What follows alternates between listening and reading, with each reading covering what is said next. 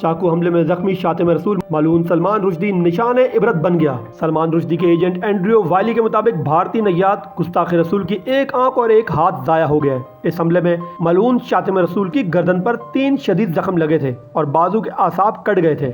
ملعون سلمان رشدی پر 12 اگست 2022 کو امریکی شہر نیو یارک میں ایک لیکچر کے دوران 24 سالہ ایرانی نیاد نوجوان ہادی مطر نے اس پر حملہ کیا تھا جب وہ تقریب سے خطاب کے لیے اسٹیج پر پہنچا۔ ملعون سلمان رشدی کو شدید زخمی حالت میں ہیلی کاپٹر کے ذریعے اسپتال منتقل کیا گیا تھا۔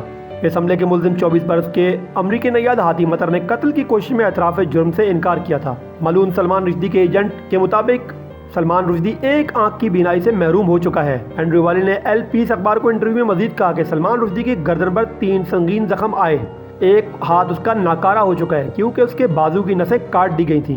اس سوال پر کہ کیا سلمان رشدی اب بھی ہسپتال میں زیر علاج ہیں، اینڈریو والی نے جواب دیا کہ میں ان کے ٹھکانے کے بارے میں کوئی معلومات نہیں دے سکتا، البتہ یہ ضرور ہے کہ زیادہ تر زخم کے باوجود وہ زندہ ہے۔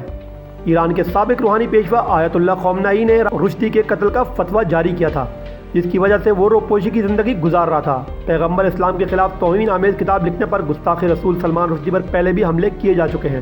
ملعون سلمان رشدی کے ایجنٹ اینڈریو والی نے اسپانوی اخبار ایل پیس کو مزید انٹرویو میں بتایا کہ اس کے سینے اور دھڑ پر 15 مزید زخم آئے ہیں اور یہ ایک وحشیانہ حملہ تھا۔ تاہم والی نے یہ بتانے سے انکار کر دیا کہ آیا سلمان رشدی اسپتال میں ہے یا گھر پر منتقل کر دیا گیا ہے۔ وائس آف نیشن کی ویڈیوز دیکھنے کے لیے ہمارا چینل سبسکرائب کیجیے اور بیل کے آئیکن پر کلک کیجیے تاکہ آپ ہماری تمام آنے والی ویڈیوز سے باخبر رہ سکیں۔